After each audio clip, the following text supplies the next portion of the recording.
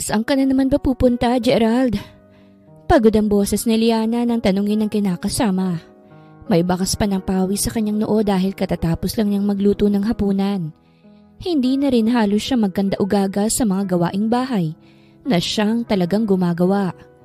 Inis siyang hinarap ng lalaki. Nalukot palalo ang mukha nito nang makita ang pawisan niyang mukha. At ano naman pakialam mo? Baka nakakalimutan mong hindi pa tayo mag-asawa, kaya wala kang karapatang hawakan ako sa liig. Yang nasa sinapupunan mo lang naman ang dahilan kung bakit tayo nagsasama sa iisang bubong. Kaya huwag kang umasta na parang asawa dyan. Galit na singhal sa kanya ng lalaki. Pagak na lamang na napatawa si Liana. Batid naman niya yon, pero ang ipamukha sa kanya na hindi siya mahal ng kinakasama at napipilitan lamang itong pakisamahan siya dahil sa kanilang anak ay sobra-sobra naman yata. Ibinigay niya ang sarili kay Gerald dahil sa labis niyang pagmamahal dito. Naghirap ito sa panliligaw sa kanya. Hatid sundo siya sa tuwing papasok sa eskwela hanggang sa pareho na silang nagkaroon ng trabaho. Ngunit matapos nitong makuha ang lahat sa kanya, ay bigla na lamang itong nanlamig sa kanya. Nawala ang init sa kanilang pagsasama. Yung respeto, unti-unting naglaho. Hanggang sa isang araw ay nalaman niyang nagdadalang tao na siya.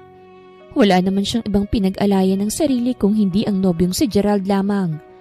Kaya't agad-agad niya ritong sinabi ang magandang balita. Inaasahan niyang matutuwa ito ngunit kabaliktaran ang nangyari. Tinakwil nito ang sariling anak imbis na ipagmalaki. Hiniwalayan din siya ng lalaki. Kahit na masakit ay nirespeto niya ang desisyon ni Gerald.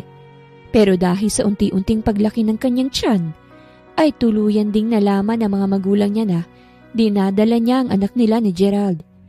Kung kaya't walang pagdadalawang isip na pinuntahan ng mga magulang niya ang bahay ng mga magulang nito. Hindi kasi nais ng mga magulang niya na magkaroon ng anak na disgrasyada. Halos patayin si Gerald ng ama dahil sa pag-abandona sa kanilang mag-ina matapos nitong malaman ang kalokohang ginawa. At noon din ay nagbantang wala itong makukuhang mana, oras na hindi nito pinanagutan ang ginawa. Hindi mo naman kailangang ulit-ulitin, Gerald. Hindi naman ako manhid eh. May pakiramdam pa rin naman ako kaya please naman, hinay-hinay ka lang naman. Isipin mo naman na buntis ako at masamang ma-stress sa akin. Mahinahon niyang sabi ngunit ngumisi lamang sa kanyang lalaki at nangiinsulto pa siyang tiningnan mula ulo hanggang paa. Wala akong pakialam sa kung ano man ang nararamdaman mo. Ginusto mo yan, di ba? Pwes pagtiisan mo. Tsaka ikaw naman ang naging dahilan kung bakit naging miserable ang buhay natin pareho. Kaya amanos lang tayo. Galit nitong sabi. Palibhasa wala kang utak. Kung nakinig ka lang sana sa sinabi ko na gumamit ng contraceptives, sana walang perwisyong ganito. Palibhasa hindi mo ginagamit yung kukote mo eh. Alam mo namang marami akong pangarap. Maraming gustong gawin sa buhay. Pero dahil sa lecheng bata na yan, hindi ko na halos matupad ang mga pinangarap at inaasam ko para sa sarili ko. Dagdag pa nito bago siya tuluyang tinalikuran. Nagulat pa siya nang pabagsak nitong isinarado ang pinto matapos lumabas. Nanghihina na lamang siyang napaupo sa silya ng hapag. Umagos din ng luha sa kanyang mga mata. Bigla pa siyang napaigik nang tumigas ang kanyang tiyan na 5 buwan na. Anak, kapit ka lang kay mama ha? Marahan niyang haplos sa tiyan. Uminom din siya ng tubig at nang tuluyang mawala ang paninigas ng tiyan niya, ay tsaka lang siya nakahinga ng maluwag. Ngunit kahit na anong pigil niya sa sarili na wag nang maiyak, dahil makakasama yun sa anak niya ay hindi pa rin talaga niya mapigilan ang pag-agos ng kanyang mga luha. Binabalot ng lungkot ang kanyang puso. Naglalaro din sa isipan niya mga pangbabaliwala sa kanya ng lalaking lubos niyang minahal. Hindi naman niya magawang magsabi sa magulang dahil kagagalitan lamang siya ng mga ito. May mga kaibigan naman sana siya ang kaso, nasa malayo dahil mas pinili ang mas malaking oportunidad sa ibang bansa. Kung kaya't wala siyang choice kung hindi ang kim-kimi na lang ang lahat ng mga nararanasan. Liana, tao po, andiyan ka ba? Magkakasunod na katok ang mabilis na nagpatahan sa dalaga. Kinalma niya rin agad ang sarili matapos pawiin ang mga luhang bumasa sa kanyang pisngi. Oo, nandito ako. Pasok ka, Lisa. Nilakasan niya ang boses para marinig siya ng friendly nilang kapitbahay. Halos kaidaran niya lang ang babae. Panay rin ang bigay nito ng lutong ulam at kung minsan ay nagbabahagi pa ng mga kwento tungkol sa sarili nito. Mukhang winalang hiya ka na naman ng asawa mo ah. Agad napansin ni Lisa ang hilam na luha sa kanyang mga mata nang pumasok. Kaya't walang rason para itanggi niya pa. Malungkot siyang ngumiti kasunod ng pag-iwas niya ng tingin. Hindi naman kami mag-asawa eh. Walang papel ang makakapagsabi at makakapagpatunay noon. Hindi ko rin naman masasabing kami dahil tinapos niya ng lahat sa amin magmula nang malaman niyang dinadala ko ang anak niya. Dahil na lang naman dito sa pinagbubuntis ko kaya niya ako pilit pinakikisamahan. Malungkot at halos pabulong niyang sabi. Bakit hindi mo na lang kasi layasan? Sira ulo naman yun eh. Wala namang ibang maganda sa kanya. Mukat katawan lang. Pero yung ugali, aba, sobrang sangsang. Kung gusto mo pwede kitang tulungan.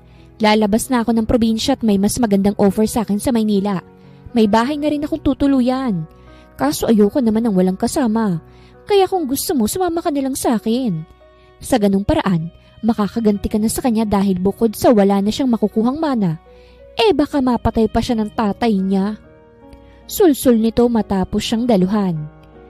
Hindi ko alam kung kaya ko ba eh. Kahit naman kasi ganun yun ay umaasa pa rin ako na magbabago siya. Isa pa, wala akong sariling pera. Nakakahiya naman sa'yo kung pati pagkain ko iaasa ko pa. Lukaret na to.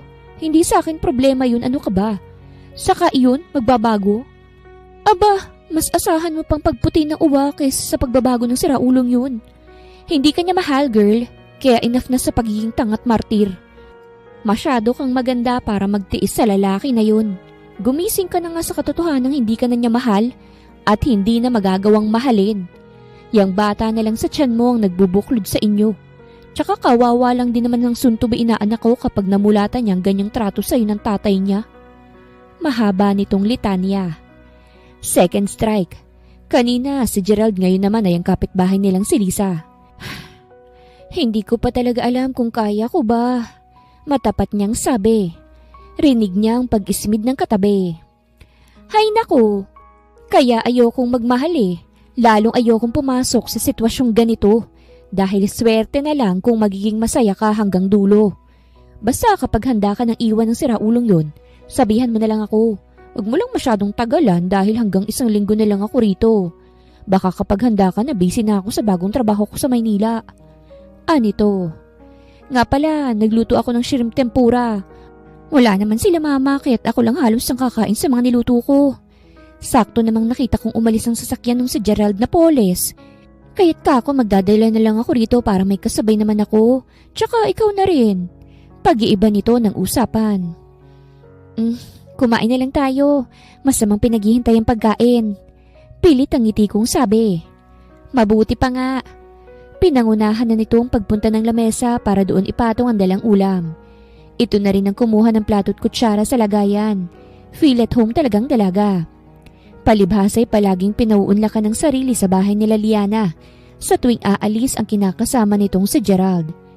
Hindi naman naaawa si Lisa kay Liana.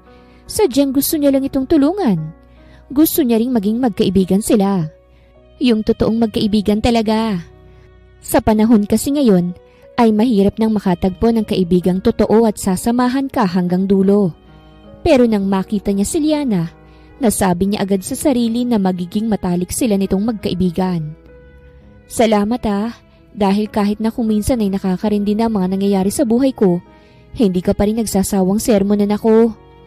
Kahit papano ay nagagawa na niyang ngumiti. Napakatabil kasi ng dila ni Lisa na hindi nawawala ng mga nakakatuwang kwento. Sus, maliit na bagay. O siya, uuwi na ako ha. Kailangan ko pang mag-beauty rest dahil papasok na ako bukas. Huwag nang masyadong istresin ng sarili ha. Baka mamaya niyan, gumawa ka na naman. Kawawa naman ang magiging inaanak ko. Oo na, ang daming bilin eh. Mas maigi na yon, gaga ka pa naman. Prangka nitong sabi bago lumabas. Napabuntong hininga na lamang siya nang maiwan sa loob. Wala nang pag-asang umuwi pa si Gerald kapag ganitong 10 oras na ng gabi, kaya't pinilit niya na ipahinga ang pagod na katawan. Kinabukasan ay maaga siyang bumangon para sana maghanda ng agahan na bumungad sa kanyang hindi kaaya-ayang tagpo. Anong ibig sabihin nito? Nauutal na tanong niya. Napahawak pa siya sa pasamano dahil para siyang matutumba. Nanikip kasi bigla ang dibdib niya. Sobra-sobra ng panlulokot pangwawalang hiyang ginagawa nito sa kanya. Bulag ka ba? Hindi mo ba makitang niloloko kita sa bahay natin mismo? Bagot na sabi ni Gerald tsaka siniil ng halik ang babaeng parang lintang nakaligkis sa topless nitong katawan. Ni hindi man lang ito nag-abalang tingnan siya o ang tiyan niya kung saan naroroon ang bunga nung gabing sinuko niya rito ng buo ang sarili. Nakuyom niya na lamang ang kamao ng kubabawa ni Gerald ang babae doon mismo sa mahaba't malaking sofa na iniregalo pa sa kanila ng mami nito. Wala na talaga itong respeto. Mas pinag-alab lang nito ang galit sa kanyang puso. Kung gusto nitong saktan siya ng harap-harapan ay sige lang. Hindi siya magrereklamo. Hindi siya gagawa ng iskandalo.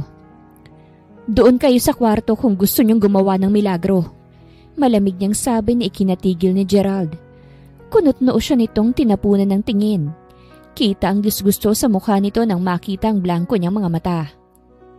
Samahan mo kami, ani Gerald. Pero Han, hindi ko gustong tatlo tayo. Nakakawalang respeto naman yung ganon. Maarting saad ng babae.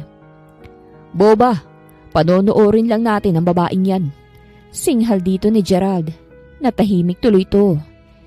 Pilit na inipon ni Liana ang lakas ng loob nang sa ganon ay maipagtanggol naman niya ang sarili.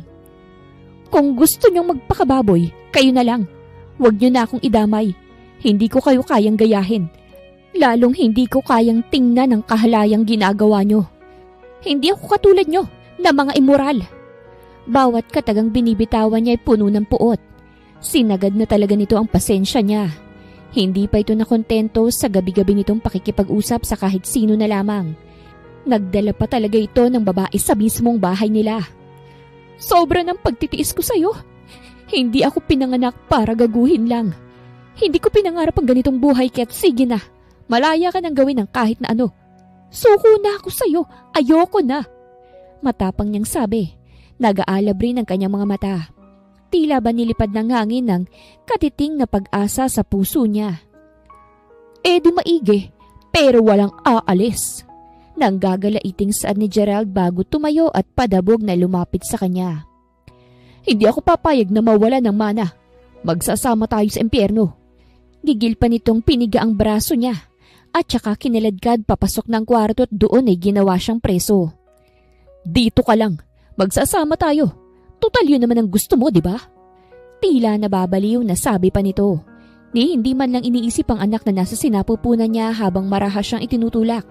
Papasok sa inuukupan nilang silid. Gerald! Ano ba? Hindi mo pwedeng gawin sa akin to. Ayoko na. Pinapalaya na nga kita, di ba? Ano pa bang gusto mo? Pilit niyang kinakalampag ang pinto. Pero nilak na nito ang kanilang kwarto. Rinig na rinig niya pa ang kalansing ng kadena na mukhang inilagay sa labas ng kanilang pinto. Para siguraduhin hindi siya makalalabas. Gerald! Halos ikapaos niya ang paulit-ulit na pagtawag sa pangalan ng lalaki. Pero bingi ito. Hinayaan siya ni Turon. Ni hindi man lang nag-abala na bigyan siya ng kahit tubig man lang. Hayop ka! Napakawalang hiya mo!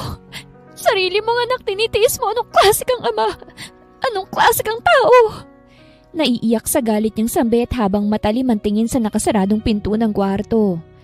Tanging paglunok ng laway ang ginagawa niya para kahit papaano mapunan ang gutom at uhaw na nararamdaman niya.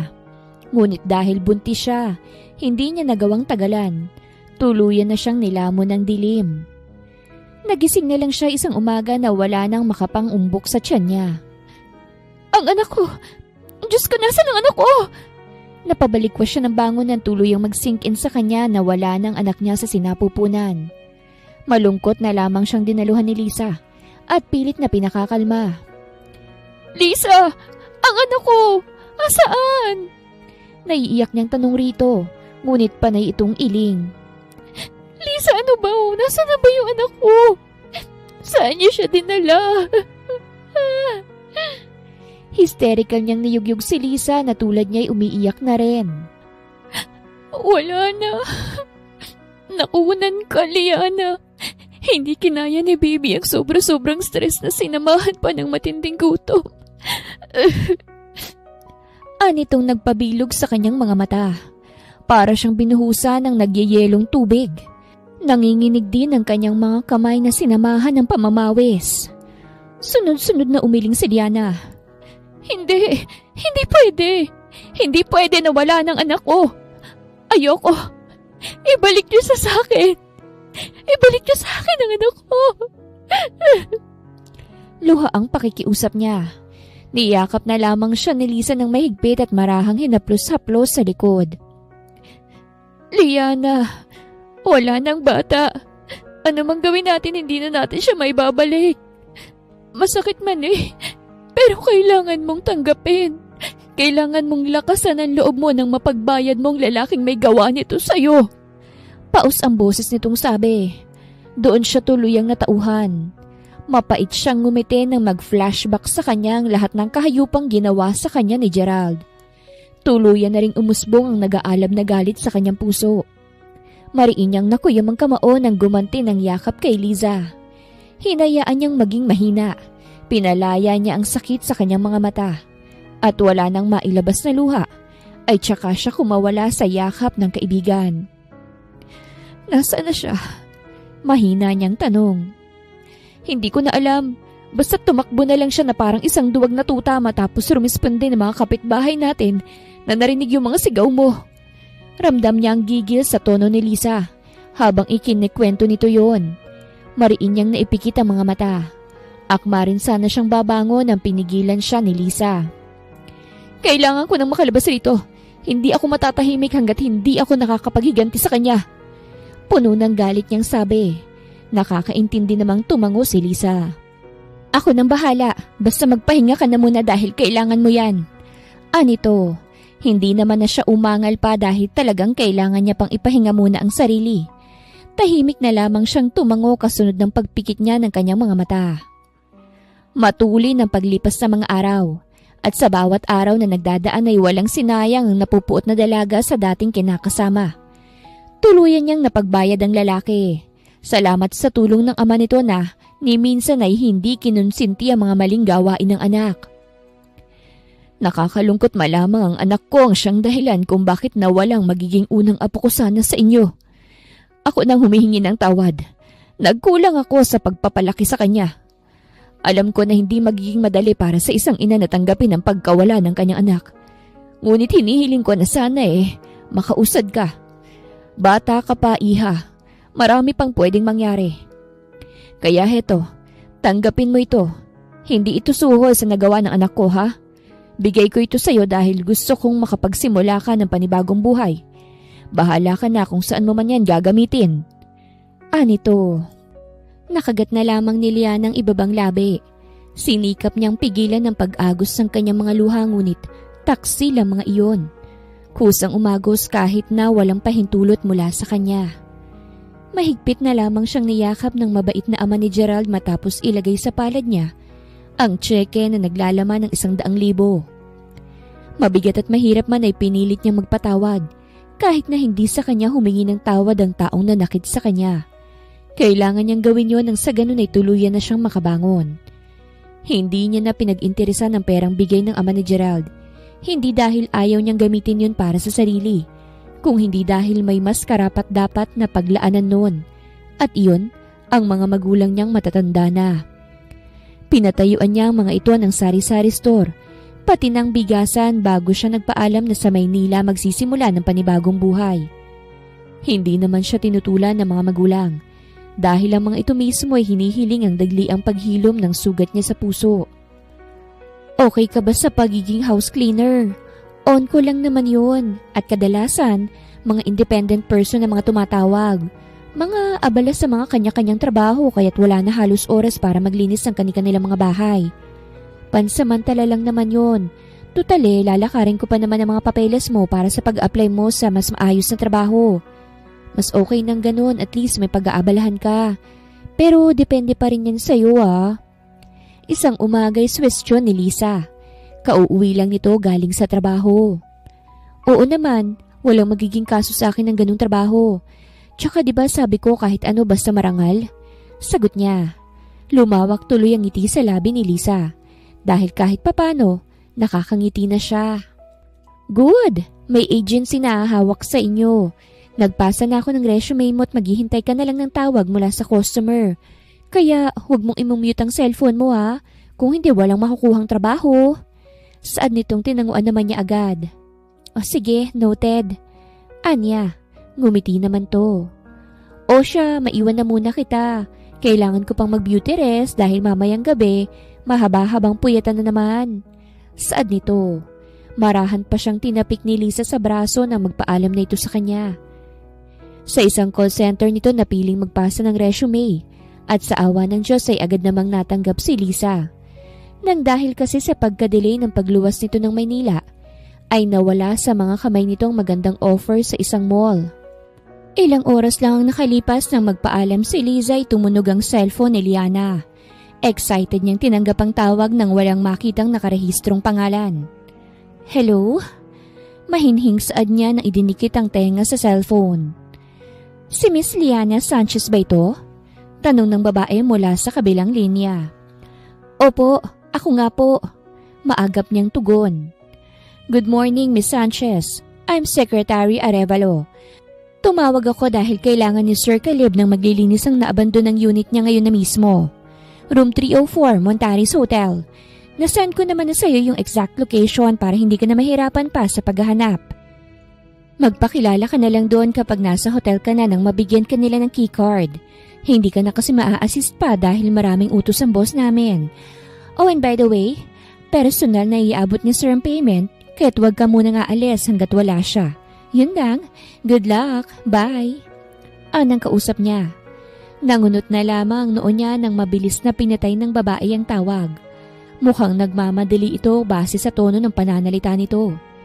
Minabuti niya na lang nabuksan ang message kung saan nakalagay ang address na nasabi ng nagpakilalang, si Arevalo. Hindi naman gaanong kalayuan ng lugar dahil aabutin lang ng 40 minutes kapag nag-book siya ng masasakyan. Liz? Magpapaalam sana siya rito ng puntahan sa kwarto nang makitang mahimbing na itong natutulog. Kaya't hindi niya na lamang itinuloy ang dapat na pagpapaalam nang hindi na niya ito maistorbo pa. Inilak niya na lamang ang pinto ng bahay bago siya umalis. Nag-book na nga lang siya ng masasakyan para hindi na siya mahirapan sa pagkukommute at makalipas lang ang 40 minuto ay narating na rin niya ang hotel kung saan siya maglilinis. Hindi naman siya nahirapan sa pagpasok sa matayog na building dahil sa ID na ipinakita niya. Naibili na pala siya ni Arevalo kaya't naging madali ang pagpunta niya sa unit na wala naman halos lilinisin. Dahil malinis naman na doon, ni walang kahit na anong kalat. May konting alikabok lang. Ang lawak masyado ng unit na ito para sa isang tao. Mahina niyang sabi habang iginagala ang tingin sa paligid. Tapos na siyang magmap at magpunas. Pinalitan niya na rin ang mga kortina. Tinabi niya na rin ang mga ginamit sa paglilinis. Ni hindi man lang siya pinagpawisan sa ginawa. Pwedeng-pwede na sana siyang umalis dahil natapos naman na niyang trabaho. Ang kaso, ang bilin ni Arevalo na wag muna siya nga alis hanggat wala pang may-ari ng unit. Anong oras naman kaya darating ang taong yun? Huwag naman sana siyang gagabihin. Anya ng sipati ng oras sa suot na mumurahing relos. Hindi nga. Anang baritonong boses ng isang lalaki na nagpaigtad sa nakaupong si Liana. Nasapo pa ng dalagang dibdib at gulat na nilingon ng lalaking hindi man lang niya namalayan ang pagdating. Nakakagulat naman po kayo. Anya rito pero imbis na sumagot ay nilampasan lamang siya nito. Walang modo. Nasabi niya na lang bigla kaya't ang lalaki ay otomatikong huminto. Are you saying something? Halos magdikit na ang makakapal nitong kilay nang pumihit paharap sa kanya. Nilinis naman niya ang lalamunan kasunod ng pagkagat niya sa ibabang labi. Narinig pala siya nito. Wala po sir. Iwas sa mga matang sagot niya rito. Para siyang kakapusin ng hangin nang dumako ang abuhin nitong mga mata sa nanginginig niyang mga labi. Tell me your name. Mapagmando nitong sabi pero imbis na sumagot ay ipinakita na lang niyang ID na sinuksok niya sa bulsa ng suot na jeans. Bigla na lang kasing umatras ang dila niya. Liana Sanchez. Kunot ang noong basa nito sa pangalan niya. Pinanganak ka bang, Pipe? Maya-maya'y tanong nito. Hindi. Mabilis niyang sagot. Kung ganun, sumagot ka kapag tinatanong ka. Hindi yung maglalabas ka pa ng ID para lang magpakilala. Be professional.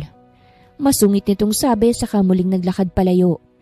Naiwan naman siyang napamaang na hindi makapaniwala sa nangyari. Tsaka lang siya natauhan nang bumalik na ito na may hawak na makapal na papel at ballpen. Sign it. Masungit nitong sabi. Nagtataka naman niyang sinipat ang nilalaman ng papel at nang malaman ng mga nakapaloob ron ay otomatiko ang pagsalubong ng kanyang mga kilay. At sinong tangang pipirma sa marriage contract na yan? Bulalas niya. You! Kaswal lang nitong tugon. Bigla tuloy nagpalpitate ang isa niyang kilay. Sir, ayos ka lang ba? Baka nalilipasan ka na ng gutom, aba kumain ka na muna. Napapasimangot niyang ani rito. Busog ako at nasa tamang pag-iisip. Kailangan ko lang talaga ng babaeng maihaharap sa mga magulang ko nang sa ganun, tumigil na sila sa pagkuha ng kung sino-sino na lang na babaeng matitipuhan nila para sa akin. Derechahan itong sabi. Mabilis naman ang pagbabago ng reaksyon ng dalaga. Mali kayo ng inaalok. Pasensya na ha. Seryosong sagot ni Liana kasunod ng pagtalikod niya. At akma na sanang aalis ang magsalita si Kalib na ikinahinto ng dalaga. 10 milyon. Sapat na siguro yun para pumayag ka sa alok ko. Marahas na napabugan ng hangin si Liana. Dismayado pa niyang hinarap ang lalaki. Hindi lahat nasisilaw sa pera. Oo nga, mahirap ako. Pero hindi ako kailanman mauuhaw sa ganyan kalaking halaga. Mabigat ang mga dumaang pagsubok sa buhay ko at nasa healing process pa lang ako. Kaya't pasensya na dahil hindi kita matutulungan sa napakasimple mong problema. Anya, ito naman ang nagpakawala ng hangin. Fine, pero kapag nagbagong isip mo bumalik ka rito. And here's your payment. Thank you. Sinsero nitong sabi. Inilagay pa nito sa palad niya ang sobre bago nito nilisan ang sala. Muli na lamang siyang nagpakawala ng hangin nang makita ang laman ng sobre. May calling card kasing nakalakip sa makapal na pera. Ngayon niya pa lang naman ako nakilala pero nag-aalok agad siya ng ganun. Ibang klase. Naisatinig niya na lamang bago niya nilisan ang lugar. Bit-bit ang sobre. Mabilis ang pagdaan ng mga araw. At sa bawat araw na yun ay palaging puno ang schedule ni Liana. Halos lahat ng nililinisan niya ay mga kondo. Mas nagugustuhan niya ang ginagawa dahil malaki ang kitaan kumpara sa mga nagtatrabaho sa kumpanya. Busy na! Isang araw ay puna ni Lisa. Ngayon na lang sila nagkasabay sa pagkain ng almusal na si Liana ang nagluto. Maaga talagang bumangon si Liana dahil 8:00 ang oras ng paglilinis niya sa isang bahay. Malapit lang sa inuupahan nila. Wala ka na bang plano na mag-apply sa mas maayos na trabaho? Yung stable na talaga. Higit sa lahat, may makukuha ka pang mga benepisyo. Dagdag nito. Tsaka na lang siguro, nag-e-enjoy pa kasi ako sa ginagawa ko eh. Isa pa, walang stress sa paglilinis. Tugon niya. Tumangu-tangu naman ito. Tsaka ang plano ko kapag nakapag-ipon na ako ng malaki-laki, magtatayo ako ng shop kung saan ako lang ang boss. Tutal naman, pagiging pastry chef ang tinapos ko. Positibo niyang tugon. Ay, ang syala naman. O sige, support kita ha. Basta kapag need mo ng serbisyo ko, huwag ka lang mahihiyang magsabi. Anito, tumango naman siya. Si Liza na lang nagpresenta sa paghuhugas na hindi naman tinanggihan ni Liana dahil maliligo pa siya at maghahanda para sa pupuntahan. At nang handa na sana siya sa pag-alis, ay tsaka naman siya nakatanggap ng tawag mula sa kanila. Hello ma, napatawag po kayo. Anya nang tanggapin ang tawag ng ina. Liana, anak, ang papa mo. Umiiyak at emosyonal na bungad nitong ikinaalarma niya. Ano pong nangyari? Puno ng pag-aalala niyang tanong. Kasi anak, kanine may mga lalaking pumunta rito. Nanggulo sila sa tindahan natin, kinuhang papa mo. Marami sila anak. May mga hawak na baril at kinuha nila ang papa mo. Ha? Pero bakit nila ginawa yun? Tsaka wala man lang po bang sumaklolo? Diyos ko, baka anong gawin nila kay papa? Malaki ang pagkakautang ng papa mo sa pinuno ng mga lalaking nanggulo dito sa atin. Wala ring nagtangkang tumulong dahil mga takot na madamay. May mga dumating namang pulis, ang kaso ay natangay na nila ang papa mo. Anak, hindi ko na alam ang gagawin eh. Marami na akong nilapitan pero kulang pa rin. Hindi pa rin sapat ang pangtubos ko sa papa mo. Ayoko na sana sa'yong tumawag dahil ayokong idamay ka pa sa problemang pinasok ng papa mo pero hindi ko na talaga alam ang gagawin ko. Anak, pinanghihinaan na si mama. Nanghihinang anya ng kanyang ina, habang siya naman ay nanghihina rin na napaupo na lamang. Mga magkano pong kailangang bayaran para sa kaligtasan ni Papa? Sinikap niyang tatagan. Hindi kasi pwede na pareho silang panghinaan ng loob. 100,000 lang naman daw ang nahiram ng Papa mo noon. Yun ang ginamit para maalis ang bukol sa loob ng matres ko. Pero dahil nga sa inabot na ng ilang taon, Kit, lumaki ng tubo na umabot na ng 3 milyon. Diyos mio, saan naman tayo kukuha ng ganyang kalaking halaga? Maipon po ako rito pero hindi naman sasapat para sa pangtubos kay Papa. Pasensya ka na, anak, ha? Nadadamay ka pa. Ramdam niya ang hiya sa tono ng boses ng kanyang ina. Pero wag na po kayong mag-alala dahil gagawin ko po ng paraan para mabawi natin si Papa. Hintayin niyo lang po ako dyan. Uuwi po ako dalang pera na hinihingi ng mga kumuha kay Papa. Pagkasabi ay ibinaba niya ng tawag at malalaki ang hakbang na pumanhik sa kwarto para kunin ang calling card na ibinigay sa kanya ni Caleb Montero. Oh, akala ko ba aalis ka na? Takang tanong ni Lisa nang madatnan siyang nakaupo sa gilid ng kanilang kama habang hawak ang isang maliit na papel. Mahabang kwento eh, mamaya ko nalang ipaliliwanag sa iyo. Anya tsaka tinipa ang numero ni Caleb sa cellphone nang hindi man lang binabalingan ng tingin ng kaibigan. Hindi naman na nagtangkapang mang-usisa si Liza. Tahimik na lamang itong naupo sa kanyang tabi. Hello, Mr. Montero? You are? Bagot na tanong sa kanya nang nasa kabilang linya ng sa wakas ay tuluyan na rin itong tinanggap ang tawag niya. Liana Sanchez, yung inoferan mo noong nakaraang linggo? Diretsahan niyang sabi ngunit wala siyang nakuhang tugon mula sa kausap. Hello sir, nandyan pa po ba kayo? Napatawag ka. Anito, ni hindi man lang nadamang interes sa tono ng lalaki. Pumapayag na ako dun sa inaalok mo. Lakas loob niyang ani rito. Rinig niya pang mahinang pagtawa ni Caleb, kaya't nakuyom niya ang kamao. Bigla yatang nagbagong ihip ng hangin. Preskong anito. Huminga muna si Liana ng malalim bago nagsalita. Huwag na po tayo magpaligoy-ligoy pa. Kailangan mo ng tatayong asawa mo at kailangan ko rin ng pera mo. Matapang niyang sagot. Ganun ba? Pero ang sabi mo, hindi ka kailanman masisilaw sa pera. Mukhang nilulunok mo lang din ang sinabi mo ah. May dahilan ako kaya ako pumapayag. Mahina niyang sabi. Muling namayani ang katahimikan ngunit wala namang nagbababa ng tawag. Kailangan ko ng pangtubos kay Papa. Halos pabulong na lang ang tinuran niyang yon. You know where to find me. Anito pagkatapos ay ibinaba na niya ang linya. Seryoso? Hindi makapaniwalang bulalas ni Lisa na kanina pang nakikinig. Wala na akong oras pa para magpaliwanag, Lise. Maiwan na muna kita ha. Tinapik na lamang niya sa balikat ang napapamaang na kaibigan bago ito iwan. Pero bago umalis ay tumawag na muna siya sa may-ari ng bahay na paglilinisan sana niya ngayon na hindi na siya makakapunta dahil sa emergency nangyari. Matapos nga niya magpaalam, ay nag-book na siya ng masasakyan patungo sa hotel kung saan niya kakatagpuin si Caleb. Ilang minuto lang ay narating niya na ang unit ng lalaki. Hindi naman nakalakang pinto kaya't hindi niya na kailangan pa ng susi. Maupo ka. Alok sa kanya ni Caleb na prente ang pagkakaupo sa L-shaped na sofa. Bagaman kinakabahan ay naupo pa rin siya sa tabi nito.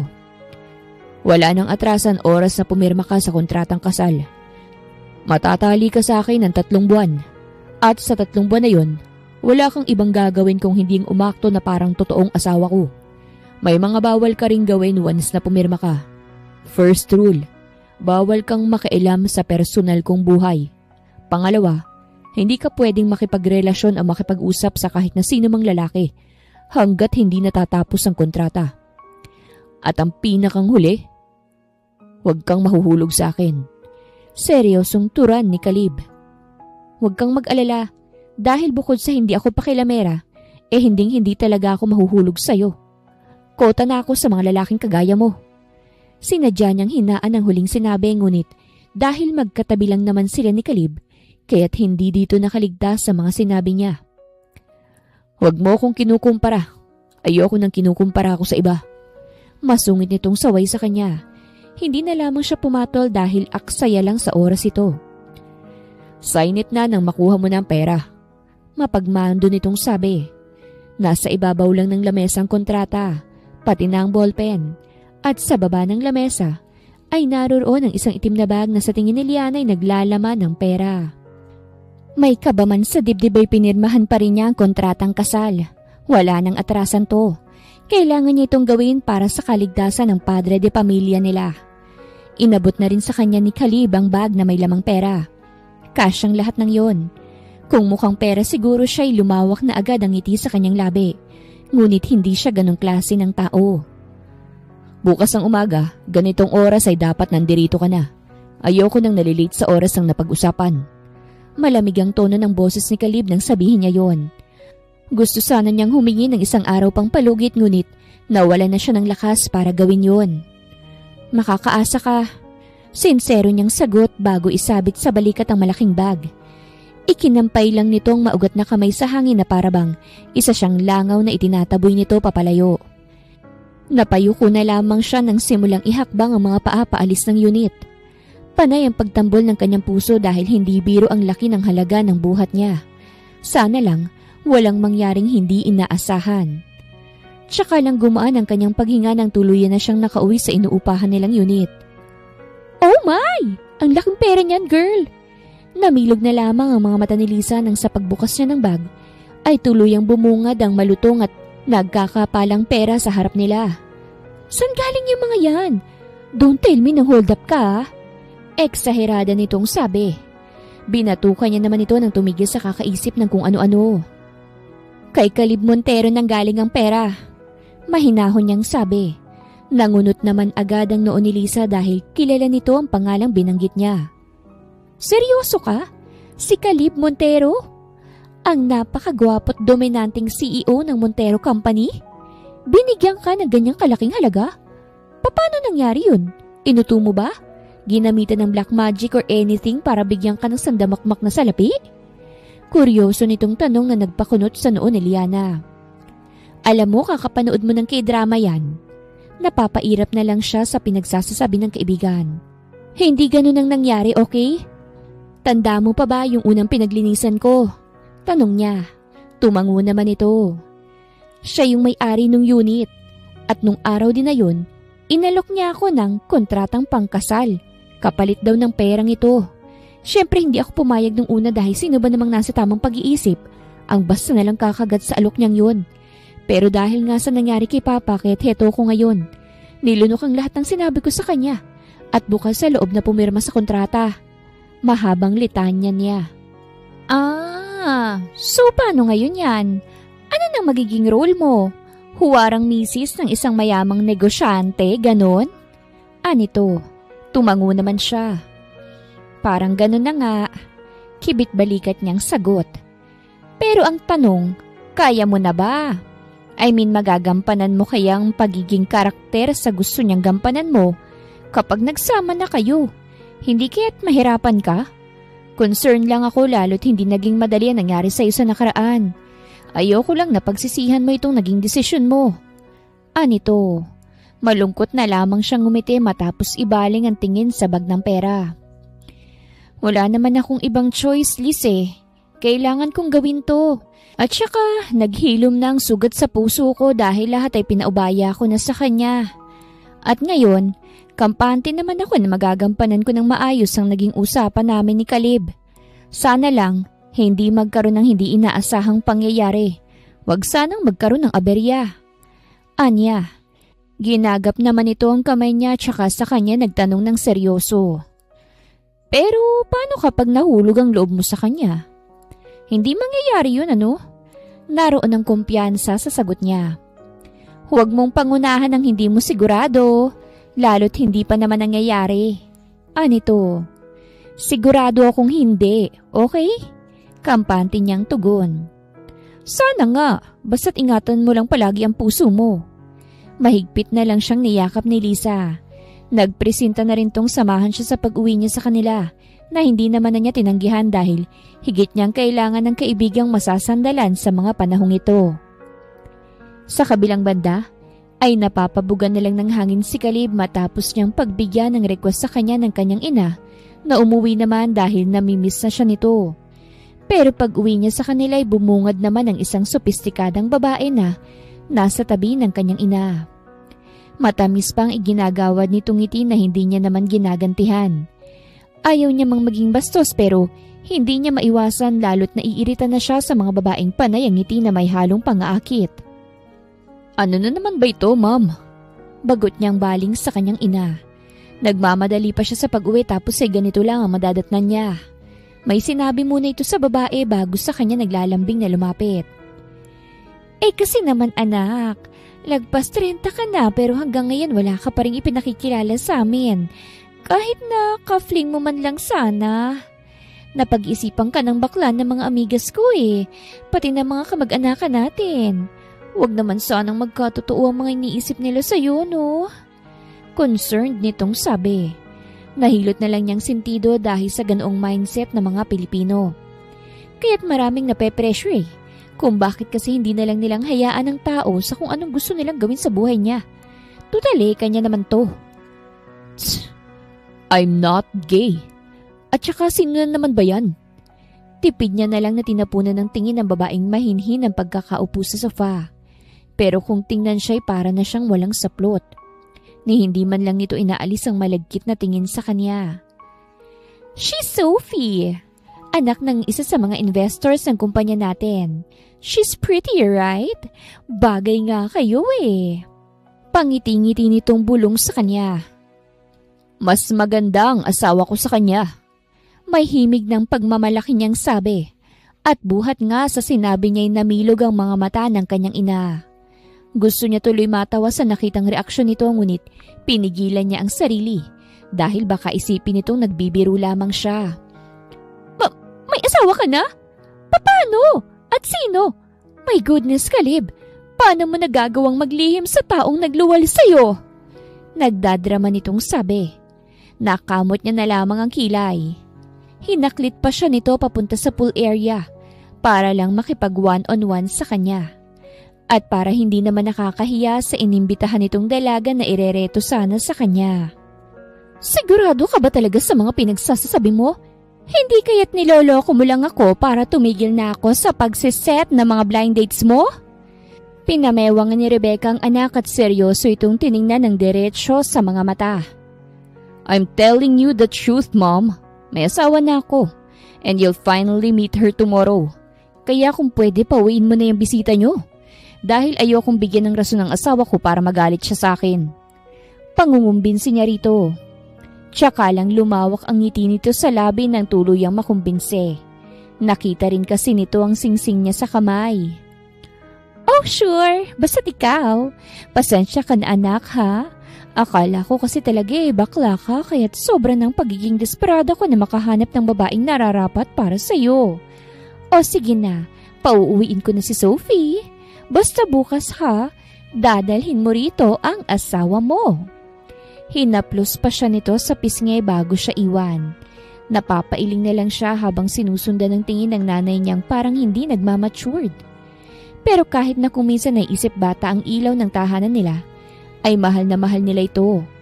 Lalo na ng kanyang ama na bagaman abala palagi sa trabaho ay palagi namang naglalaan ng oras para iparamdam sa asawa kung gaano nito ito kamahal. Mabuti na nga lang at hindi na nag-usisapang kanyang ina ng tungkol sa background ng asawa niya dahil wala pa siyang naihahandang kwento para doon. Hindi naman kasi siya magaling sa ganoon. Bahala na lang talaga bukas. Sinipat pa muna niya ang oras sa suot na relos.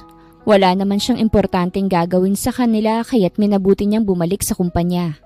Sa katulong na lamang siya nagsabi na alis dahil kapag sa nanay niya pa, ay tiyak niyang hindi pa siya nito hahayaang umalis.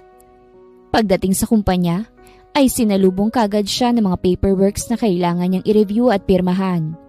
Masinsinan din siyang nakipag-usap sa mga shareholders ng kumpanya matapos siyang ipatawag ng kanyang ama para sa meeting. May sinabi sa akin ng mami mo. Is it true na may asawa ka na? Seryoso ang mukha ng kanyang ama nang puntahan siya nito sa sariling opisina. Naghahanda na sana siya sa pag-uwi nang bigla na lamang itong pumasok. Totoo ang lahat ng sinabi sa iyo ni Mom. Sorry kung sinarili ko tungkol sa lihim na kasal. Kilala mo naman kasi si Mom. Gusto palaging magarbo. Ayoko ng ganun kaya't mas pinili kong sabihin sa inyo kung kailan natapos ang kasal namin ng asawa ko. I get your point. Pero mali pa rin ang paglihiman mo kami ng mami mo. Lalo na ako. Ayoko nang mauulit pang ganito. Nagkakaintindihan ba tayo ha, Kalib? Yes, Dad. Good. So kailan namin makikilala itong maswerteng babae na bumihag sa pihikang puso ng isang Kalib Montero? Bukas po. Dadalhin ko po siya sa mansyon at formal na ipakikilala sa inyo. She's a very shy type person, Dad. Talaga? Kung ganun dapat lang siguro na palagian mo siyang dadalhin sa atin nang maalis natin ang pagiging mahiyain niya. Natutuwang swestyon nito. Hindi naman agad siya nakasagot dahil hindi siya sigurado kung mapagbibigyan ba niya ang request nitong yon. Kalib? Untag nito sa kanya. I'll ask her first. Tukoy niya sa asawa. Nakakaunawa namang tumango ang kanyang ama. Bueno, mukhang pauwi ka na. O sige na't baka naghihintay na sa'yo ang asawa mo. Tinapik muna siya nito sa braso bago siya iwan. Naiiling na lang siyang napasulyap sa pintong kasasarado lang. Sino mag-aakala na sa isang iglap lang ay nagkaroon na kagad siya ng asawa? Kung hindi lang talaga dahil sa mga pangungulit ng mga magulang niya, lalo na ng kanyang ina, ay hindi niya papasukin ang buhay may asawa. Aksaya lang kasi ang manuyo ng babae at magbigay ng sorpresa. Wala siyang hilig sa mga maromantikong kilos. Mas gusto pa niyang mamuhay ng mag-isa. Who would have thought na magkakaroon pala ng asawa sa papel ang isang Kalib Montero? Natatawa na lang niyang sabi sa sarili bago nilisan ang kumpanya. Sa unit siya tumuloy imbis sa sariling mansyon. Doon niya kasi hihintayin si Liana. Tsaka na lang niya ito dadalhin sa sariling bahay kapag naipakilala niya na ito sa mga magulang. Sigurado niya kasi na palagi itong dadalawin ng mami niya. Once na makilala niya na ito. Bago matulog, ay sinubukan niyang kontakin ang numero ni Liana para sana paalalahanan nitong huwag magpapalit sa napagkasunduan nilang oras. Pero halos mapudpud na ang kamay niya sa kakapindot ng call. Pero ni isa sa mga tawag niya ay hindi man lang ito sinasagot. Damn! Pabagsak na lang niyang naibaba ang cellphone sa sobrang inis. Nagre-ring naman kasi pero hindi man lang ang asawa niyang nag-abalang sagutin ni isa sa mga tawag niya. Ngayon pa lang ay pinapakulo na nitong dugo niya. Ano pa kaya kapag nagsama na sila sa iisang bubong? At dahil hindi pa siya dinadalaw ng antok ay minabuti niya na lang nalanguin ng alak ang sarili. Ni hindi niya namalayang sa sofa na pala siya nakatulog kagabi dala ng sobrang kalasingan. Ilang bote ng alak din kasing naubos niya. Saktong 8:00 ng umaga nang tuluyang dumating si Liana sa unit ni Kalib. Nagtaka pang dalaga kung bakit ang dilim ng mukha ng asawa niya. Ang sama pa nito kung makatingin na para bang nakagawa siya ng napakalaking kasalanan dito. Galit ka ba? Alangan pang tanong ni Liana kay Kalib. Mas lalo lamang sumama ang tingin nito sa kanya na kulang na lang ay lamunin siya ng buo. Nagtanong ka pa. Galit nitong sagot sa kanya. Naamoy naman agad niya ang alak sa hininga nito kahit na ilang dangkal din ang layo niya rito. Kinakabahan man, ay hindi naman siya nakaramdam ng takot. Ramdam kasi ng puso niya na mabuting tao ito. May attitude lang talaga. Pasensya ka na. Hindi ko nagawang sagutin yung mga tawag mo kasi naka-silent pala yung cellphone ko. Hindi ko na malayan. Pasensya ka na talaga. Sinserong paghingi niya rito ng dispensa. Pero mukhang wala itong planong tanggapin ang paliwanag niya. Alam mo ngayon kita ihaharap sa mga magulang ko tapos hindi mo man lang ginamit kahit ang kalahating porsyento ng utak mo? Paano ngayon yan ha? Hindi mo sinasagot ni isa man lang sa mga tawag ko. Eh di wala kang alam tungkol sa mga dapat at hindi mo dapat sabihin sa harapan ng mga magulang ko. O di sorry na, parang yun lang nangiinsulto ka. Napapasimangot niyang sagot kay Kalib. Hindi kailanman magiging excuse ang pag-inom nito para pagsalitaan siya ng kung ano na lang. I'm not insulting you. Ibang nangiinsulto sa nangsisermon. Napapabugang hangin na paliwanag ni Caleb. Bakit? Nanay ba kita? Pabalang niyang sagot. Naihilamos na lang itong kamay sa mukha matapos mahimasmasan. Batid naman ni Caleb na napasobra siya sa mga binitawang salita. No, but I'm your husband. Itinatama lang kita. Mahinahon itong sabi. Rumolyo lamang ang mga mata ni Liana. Palibhasa, babae ako kaya't kinakaya-kaya nyo lang. May hugot pa ring sabi ni Liana. Tumikwas naman tuloy ang isang kilay ni Caleb dahil hindi niya alam kung saan ito hinuhugot ang mga tinura nito ngayon. Okay, fine. I'm sorry. Pinagtaasan kita ng boses. I know what I did was wrong. Ayoko lang kasi talaga nung ginawa mo kagabi. Tuluyan na siyang nagpakumbaba. Tumango naman sa kanyang asawa, kaya't inaya niya na itong maupo sa tabi niya ng ganun ay mapag-usapan nila ang ilan sa mga magiging senaryo kapag nasa harap na sila ng mga magulang niya. Basta ba walang pilitan na mangyayari eh? Ni Liana matapos maglatag ni Caleb ng ilan sa mga kondisyon nito. Like? Kunot ang noong tanong ni Caleb sa kanya. Tulad ng halikat kung ano pa man. Payag ako sa mga padampi-damping halik pero sa pisngi o di naman kaya sa kamay at noo lang. Seryosong saad ni Liana. Hindi ikaw ang magdi-decide niyan. Remember that we're husband and wives. We're not just friends para sa ganyang request mo. Kaswal lang nasagot ni Caleb. Nilukob tuloy ng kaba ang puso ng dalaga. Just kidding. Don't worry dahil hindi ikaw ang mga titipuhin ko. Kumpiyansa nitong bawi. Hindi naman siya na-offend doon pero hindi naman na siya nagbigay pa ng komento. Tango lang siya ng tango sa mga sinasabi nito. Magandang araw mga viewers! Ang kwentong ito ay hatid ng Love Series TV. Salamat sa pakikinig! Binigyan na rin si Liana ng asawa ng maisusuot na pinabili pa nito sa sekretarya. Naawa na lang si Liana nang makita ang pagod at pawisang mukha ni Arevalo matapos sa kanyang iabot ang ilang paper bag na naglalaman ng mga dress at sandals na pwede niyang pagpilian. Hindi ka man lang nagpasalamat sa sekretarya mo. Mukhang nagmadali pa siya sa pagpunta rito oh. Bulalas ni Liana habang isa-isa niyang inilalabas ang laman ng mga bag. It's her job. Tsaka bayad ang bawat oras niya. Tamad lang nasagot ni Caleb. Ang pangit naman ng mindset mo. Mahina niyang komento na sakto lang para iparinig dito. Stop minding others' business. Masungit nitong sabi bago ito pumasok ng banyo. Sungit? Nasabi na lang ni Liana. Ito na lang siguro, bagay naman siguro sa akin to. Anya nang mapili ang isang floral dress na hanggang tuhod niya ang haba. Light blue ang kulay nun at sigurado naman niyang naaayon yun sa maputi niyang katawan. Sa sandals naman ay yung may 2-inch na takong lang ang pinili niya.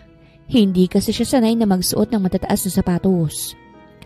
May dressing room naman sa unit ni Caleb kaya't doon na lang siya nagpalit. Tanging lip moisturizer lang nilagay niya sa labi matapos isuot ang napiling dress. Parang sinukat talaga sa kanyang damit dahil kasyang-kasya yun sa kanya. Ni hindi man lang mahahalatang nagbuntis siya ng 5 buwan dahil napakaganda pa rin ang katawan niya. Tinanggal na rin niya ang ginawang tirintas sa hanggang bewang niyang buhok tsaka nilagyan ng ipit sa parehong gilid ng kanyang tenga. Pulbos na lang din ang inilagay niya sa mukha at nang makontento ay tsaka lang siya lumabas ng dressing room. Sakto namang katatapos lang ni Caleb maligo. Tumutulo pa ang tubig sa buhok niya nang magtagpo ang mga mata nila ng asawa. He was mesmerized by his wife's beauty. Napakaganda nito. Tila ito isang anghel na ibinaba ng langit para bigyan ng liwanag ang madilim niyang mundo. Ikinurap-kurap niya ang mga mata nang mapagtantong natulala siya rito ng ilang minuto. Ramdam niya ang pag-init ng kanyang mga tenga matapos niyang masilayan ng kabigha-bighani nitong ganda. Naiiba ang gandang tinatangi ng napili niyang maging asawa sa papel. Okay na ba tong suot ko? Nahihiyang tanong ni Liana kay Caleb na ngayon ay seryoso na naman ang mukha. As long as hindi ka mukhang katulong, okay lang kahit na anong isuot mo. Iwas sa mga matang tugon ni Caleb. Humaba na lang tuloy ang labi ni Liana. Maupo ka na muna, magpapalit lang ako. Kasual nitong paalam bago pumasok ng kwarto. Kibit-balikat naman niyang inanyayahan ng sarili na maupo sa mahabang sofa at matiyagang naghintay kay Caleb. Hindi nga lang niya minsan maiwasan ng mapahikab habang naghihintay dahil wala siyang maayos na tulog. Ni walang pahinga. Pagkatapos niya kasing ibigay ang pera sa nanay niya ay nagpaalam din siya agad na aalis. Wala siyang nilihim sa babaeng magulang. Sinabi niyang tungkol sa napagkasunduan nila ni Caleb kapalit ng perang nakuha niya. "You okay?" Tanong ni Caleb nang makitang asawa na pipikit-pikit na ang mga mata. Paminsan-minsan pa itong humihikab at kung minsan ay nagpupunas ng luha. Marahan muna nitong tinampal ang mukha bago tumayo at pilit sa kanyang ngumiti. "Medyo inaantok lang." Matapat nitong sagot. Halata ang pagod sa tono ng boses nito. Bigla tuloy nakaramdam ng awa si Caleb. "Ilang oras din ang biyahe bago tayo makarating sa bahay ng mga magulang ko. Makakaidlip ka pa, so let's go." Anyat inakay na ito. Nagpatianod na lamang si Liana. Hindi na siya nagreklamo o nagbigay ng kahit na anumang komento. Ipinikit niya na lamang ang mga mata nang tuluyan na siyang makapasok sa loob ng magarang sasakyan ng asawa. Ni hindi niya na nagawang magpasalamat nang pagbuksan siya ng pinto at ikinabit ng seatbelt dahil sa sobrang pagod at antok. Hinayaan naman ni Caleb ang asawa na tulugan ng mahabang biyahe. Sinadya pa niyang bagalan ng takbo ng sasakyan na makabawi ito ng tulog. Paminsan-minsan pa niyang sinusulyapan si Liana. Napapangiti na lamang siya kapag nagre-react ang katawan nito sa tuwing may mabubusinahang truck. Ang cute nito para sa kanya. Bigla pa siyang nataranta nang tumunog ang cellphone niya. "What the?" Mahina na lang siyang napamura ng magising si Liana. Kinapa muna nito ang labi na para bang inaalam kung nabasa ba yun ang sariling laway bago siya tapunan ng tingin. "Malayo pa ba tayo?" Paos ang boses nitong tanong. Umiling naman siya tipid itong initian bago ibaling ang tingin sa malinis na kalsada. "Mga 1 oras pang biyahe. Sige na, matulog ka pa." Anya. Tumangulang ito at muling natulog. Makalipas ang mag-iisang oras sa biyahe ay tuluyan na nilang narating ang mansyon ng mga magulang ni Caleb. "Finally! Na-meet na rin kita, iha!" Malawak ang ngiti sa labi ni Rebecca nang salubungin ng yakap ang anak at ang maganda nitong asawa. "Masaya rin po akong ma-meet kayo." Malambing na tugon ni Liana sa sopistikadang nanay ni Caleb. "May aasahan na ba kaming apo?" Excited na tanong ni Rebecca. Nagkatinginan naman sila Liana at Caleb. Kapwang alanganin ng ngiti. "Oo nga naman, meron na ba?" Segunda naman ni Joaquin na ipinulupot ang kamay sa bewang ng mahal nitong asawa. "Sorry to disappoint you, Mom, Dad.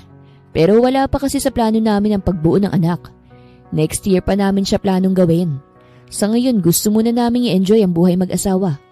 Gusto muna naming mas makilala pa ng lubos ang isa't isa." Ani Caleb. Marahan niyang kinabig ang bewang ni Liana. Palapit sa kanya upang ilayo sa mom niyang mapang-usisa. Sila Rebecca at Joaquin naman ang nagkatinginan.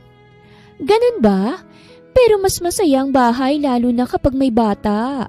At saka tumatanda na rin itong si Caleb. Baka nasa 40s na ito kinder pa lang ang apo ko." Giit ni Rebecca. Gusto na kasi talaga nitong magkaroon ng apo sa nag-iisang anak. Yun din talagang pinakang rason kung bakit nito nirereto ang anak sa mga dalagang anak ng mga kakilala. "Han, hayaan na lang natin ang mga bata sa kung anumang gusto nilang gawin. Hindi naman gaanong matagal ang 1 taon."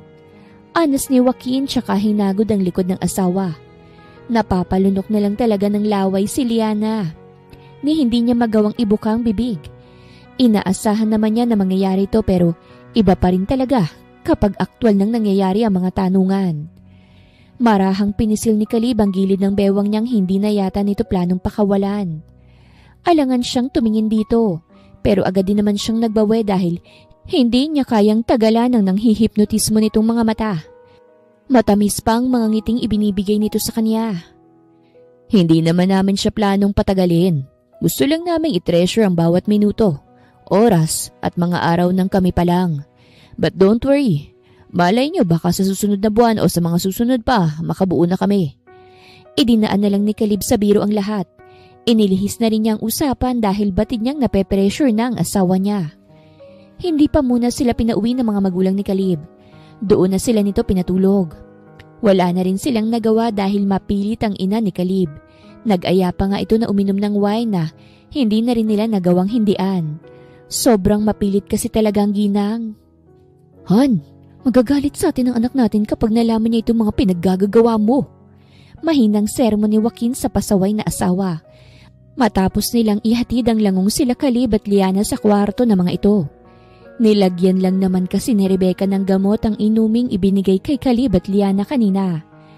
Hindi na kasi nito mahihintay ang pagtapos ng taon. Gusto na kasi nito ng apo ora mismo.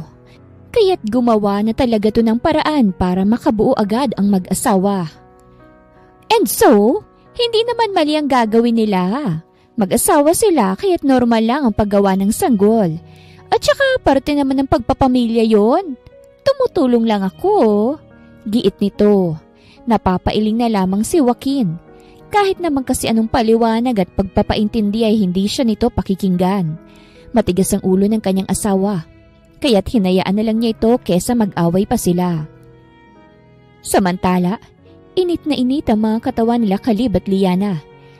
Hindi nila maintindihan ang uhaw na nararamdaman. Para silang dinadarang sa apoy. Malakas naman ang inilalabas na hangin ng aircon pero pinagpapawisan pa rin sila. Caleb, ang init! Hirap na reklamo ni Liana. Napapahawak pa siya sa puso na bigla-bigla na lang sumakit. Damn it! I'm sure na may ginawa sila kung bakit ganitong nararamdaman natin. Impit na sambit ni Caleb. You okay? Concerned niyang tanong nang makita ang sakit sa mukha ng asawa habang hawak nitong puson. Hindi. Hirap na sagot ni Liana.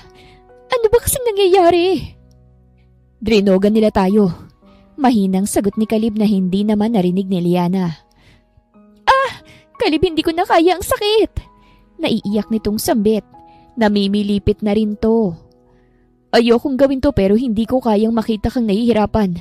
I'm sorry, Liana, but I have to do this. Pagkasabi nito ay siniil niya ng halik ang asawa. Ramdam niya ang pagtutol nito ngunit saglit lang yon. Dahil tumugon din naman to sa mga halik. Naging mapangahas ang kanilang mga galaw. Para silang uhaw sa labi ng isa't isa. Unti-unti na ring umaalpas ang mumunting halinghing sa bibig ni Liana. Kung kaya't mas lalo pang tumindi ang init na nararamdaman ni Caleb. At makailang beses nilang naabot ang rurok ng kaligayahan. Kapwa na lang silang nagsing kinaumagahan na masakit ang katawan. Oh my! Naibulalas na lamang ni Liana nang makitang walang kahit na anong saplot sa katawan nila ni Caleb sa ilalim ng makapal na kumot. I'm sorry. Mahinang saad ni Caleb nang hindi man lang inaalis ang pagkakadantay niya sa asawa. Anong sorry? Caleb, wala sa usapan natin to. Mangiyak-ngiyak na lamang si Liana. I know. Yun lang ang sasabihin mo? Dala ng inis ay patulak niyang inilayo si Caleb sa kanya. Inagaw niya rin ang kumot at mas ibinalot pa yon sa katawan niya. What do you want me to say? Tapos na, di ba? Nangyari na. Pananagutan ko na lang ang mga nagawa ko. Sira ulo ka pala eh. Singhal niya rito. Malakas din niyang pinadapo ang palad sa isa nitong pisngi. Halos maiyak na siya sa galit. Caleb, nanggaling na ako sa maling relasyon. Nawala ang anak ko sa akin habang nasa sinapupunan ko siya. Hindi ko alam kung kaya ko na ba ulit. Ayoko ng ganito eh. Nag-usap na tayo. Gumawa pa nga tayo ng kasunduan eh. Niloko mo ko, Caleb. Winalang hiya mo ko. Tuluyan na siyang napahagulgol. Niyakap naman agad siya ni Caleb pero tinutulak niya itong palayo. Hindi ka marunong tumupad sa usapan eh. Niloko mo ko. I'm so sorry. Hindi ko ginusto to. Parehas tayo nasa ilalim ng masamang gamot na humalo sa inumin natin. Patawad. Mahigpit na niyakap ni Caleb si Liana. Ikunulong niya ito sa bisig hanggang sa tuluyan na rin itong kumalma. Kapwa silang walang imik ng tuluyan nilang nilisan ng mansyon. Hindi na si Caleb nagpaalam sa mga magulang. Hindi kasi niya nagustuhan ang ginawa ng mga ito. Pero hindi naman niya magawang magalit dahil siya naman ang may kasalanan. Gumawa siya ng kwento. Naghangad lang ang mga magulang niya ng apo kaya na mga ito nagawa yun sa kanila. Sa sariling mansyon na ni Caleb dinala si Liana. Doon niya ito pinatira. Hindi niya kasi makakayanang hayaan na lang ito matapos ng nangyari sa kanila. May kung ano din kasi sa loob niya na nagsasabing huwag itong pakakawalan dahil baka pagsisihan niya bandang huli. Halos araw-araw si Caleb kung humingi ng tawad sa nangyari. Pinagsisilbihan niya si Liana. Palagi rin siyang may oras dito kahit sobra siyang abala sa pamamahala sa kumpanya. Pwede mo ba akong bilhan ng durian? Isang umaga ay request ni Liana.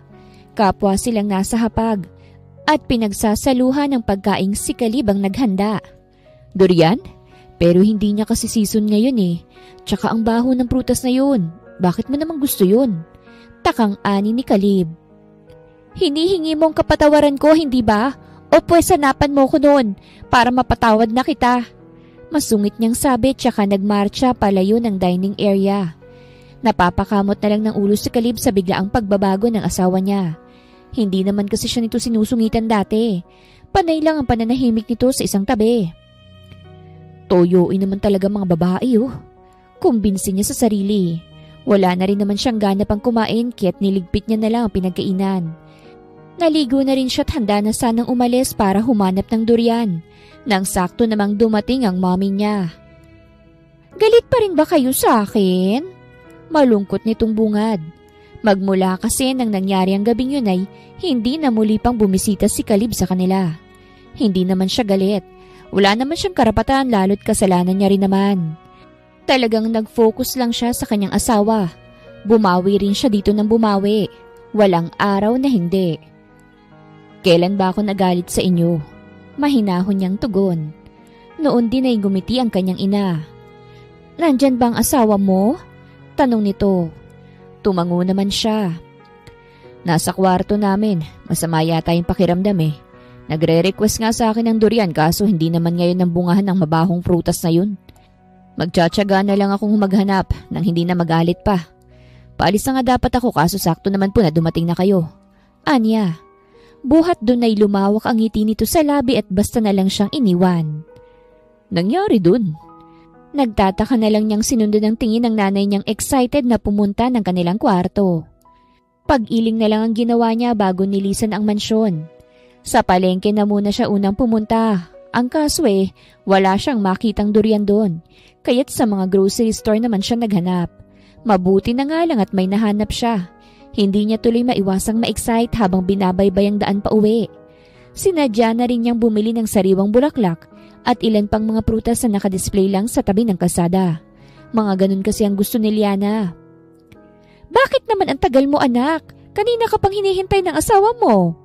Sinalubong kagad siya ng kanyang ina pagka-park pa lang niya ng kotse. Pasensya na ma'am, medyo nahirapan lang akong hanapin ang request ng asawa ko. Paliwanag naman niya.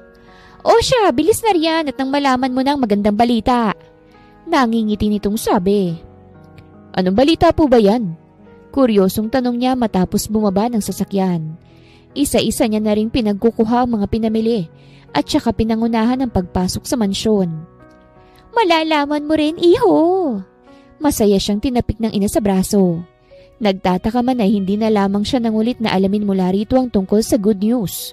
Kusa na lang niya yung aalamin. Pero bago yun ay ipinagbalat niya muna ng prutas ang asawa. Medyo nahirapan nga lang siya sa pagbubalat ng durian dahil bukod sa matinik ay may amoy din talaga yon. Tanging pagtakip na lang ng ilong ang nagagawa nilang mag-ina matapos niyang maihanda ang request sa kanya ng asawa. Sumunod pa kasi sa kanya hanggang sa kusina. Hindi tuloy dito nakaligtas ang kakaibang amoy ng durian. Siguro ikaw na lang muna ihong pumunta sa kwarto niyo ng asawa mo? Hindi kasi talaga ako sanay sa ganyang amoy eh. Mas pinili na lamang ni Rebecca na magpaiwan sa salas dahil hindi talaga nito magawang tagalan ng matapang na amoy ng durian. Palibhas ay hindi sanay kaya't hinayaan na lamang ito ni Caleb. Liana. 3 beses munang kumatok si Caleb sa kwarto na si Liana lamang umuuko pa. Sa katabing kwarto talaga siya natutulog pero dahil naroroon ang nanay niya, kaya niya sinabing kanila ang kwartong ginagamit ng kanyang asawa. Bukas yan, sagot nito. Inayos niya muna ang buhok at nagawa pang basain ang labi bago pihitin ang pinto. Parang may sariling pag-iisip ang mga labi niya na basta na lang ngumiti. Oras na masilayan na magandang babae na napili niyang alukin ng kontratang kasal. Sorry, medyo natagalan. Anya matapos ipatong sa side table ang dala. Ngumiti lamang si Liana sa kanya. Nahalata niya naman agad na para bang may gusto itong sabihin pero pinangungunahan ng hiya. May nasabi na ba sa'yo ang mami mo? Alanganin pang tanong ni Liana sa kanya. Ni hindi na nito magawang tumingin sa kanya ng diretsyo at panay pang paggagat nito sa ibabang labi. Kahinaan pa naman niya yon. Wala pa naman, but you can tell me, ano ba yun? Malambing niyang sabi. Naupo na rin siya sa gilid ng kama at sinubukang abutin ang palad ng asawa. Lihim na lamang siyang napangiti nang hindi nito iiwas ang kamay nang subukan niya itong hawakan. Pero imbis na sumagot, ay iniabot lamang nito ang hawak na piti sa kanya. Nabaling naman doon ang atensyon niya. Hindi naman si Caleb ignorante pagdating sa bagay na iyon, kung kaya't agad niyang naintindihan na nung gabing may nangyari sa kanila, ay meron nang nabuo. Magiging daddy na siya ng anak ng babaeng unti-unting bumibihag sa kanyang puso. Babaeng nais niyang laging makita sa tuwing uuwi galing sa kumpanya. Matabis siyang ngumiti sa asawa. Hinagka niya rin ang ibabaw ng kamay nito na nagsanhi ng pamumula ng magkabilaan nitong pisngi. Pakasal na tayo. Be my wife. And that's for real na. Hindi na sa papel lang. Kung hindi sa totoong buhay na. Wala nang pagpapanggap. Totohanan na. Sinserong alok niya nang ibalik ang tingin sa asawa matapos hagka ng kamay nito. Natatakot ako, Caleb. Paano kung gawin mo rin sa akin ang ginawa nung... Hindi na niya naituloy pa ang iba pang sasabihin nang hagkan siya ni Caleb sa labi. Namilog na lamang ang kanyang mga mata. Hindi niya inaasahan na halikan siya nito ng may pagmamahal. Alam niya sa sarili na nahulog na siya sa asawa. Pilit lang niyang itinatago dahil ayaw niya nang masaktang muli. Kapwa na lamang silang humahangos ng pakawala ng labi ng isa't isa. Mahal kita, Liana. Hindi ko alam kung kailan at papaano. Basta't nagising na lang ako isang umaga na hinahanap-hanap ka na nito. Itinuro ni Caleb ang dibdib. Kaya't wag mo sanang iisiping katulad ako ng nakaraan mo dahil hindi ko kailanman magagawang saktan at lokohin ang babaeng mahalaga sa akin. Higit sa lahat, mahal ko. Hindi ko ipaparanas sa iyo ang sakit na pinaranas niya. Lahat ng pagmamahal ipaparamdam at ipapakita ko sa iyo. Hindi ako kailanman magbabago. Tapusin na natin ang 3 months ng marriage contract at gawin ng panghabang buhay to. I love you. Please marry me. Bawat katagang binibitawan ni Caleb ay batid ni Liana na hindi si Caleb katulad ni Gerald. Ramdam ng puso niya yon.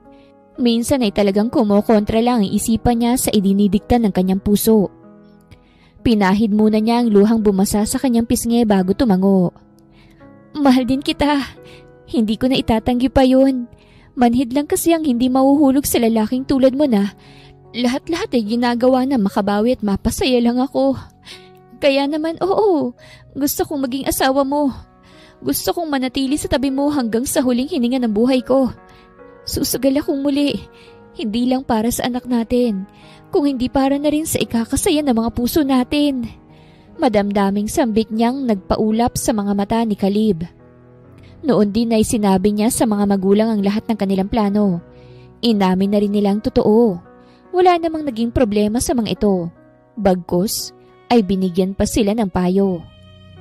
Hanggang sa lumipas ang maraming buwan at tuluyan na ngang ikinasal sila Caleb at Liana sa simbahan.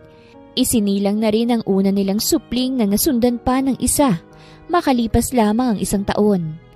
Masaya si Liana pati na ang mga nagmamahal sa kanya na natagpuan na rin niya sa wakas ang lalaking tunay na nagmamahal sa kanya.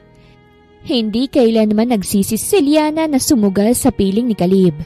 Sa ngayon ay kapwa silang kontento, masaya at patuloy na naniniwala sa kabutihan ng Diyos. Wakas!